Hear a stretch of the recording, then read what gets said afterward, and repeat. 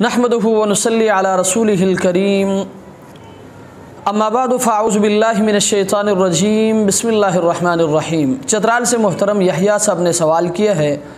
उनका सवाल ये है कि मस्जिद के अंदर किसी एक कोने में जूता रखना कैसा है।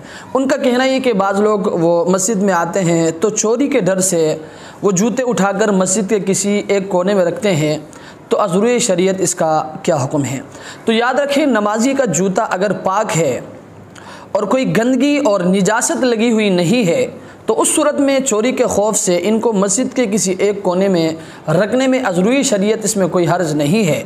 ताहम ये बात अपने जहन में रखें कि अगर चोरी का डर नहीं है तो मस्जिद के आदाब का ख्याल रखते हुए, रियायत रखते हुए, अदब का तकाज़ा ये है कि जूता मस्जिद से बाहर रखा जाए। लेकिन अगर चोरी का खौफ हो तो इस सूरत में आप मस्जिद के अंदर किसी एक कोने में रख सकते हैं। लेकिन याद रखें, अगर आपके जूते नापाक है और इसमें कोई निजासत लगी हुई है तो याद रखें, ऐसे जूते को मस्जिद के अंदर लाना और फिर मस्जिद के किसी एक कोने में रखना जायज़ नहीं है। अल्लाह तबारक व तआला हमें समझने की तौफ़ीक़ अता फ़रमाए। व आखिरु दावाना अनिल हम्दुलिल्लाहि रब्बिल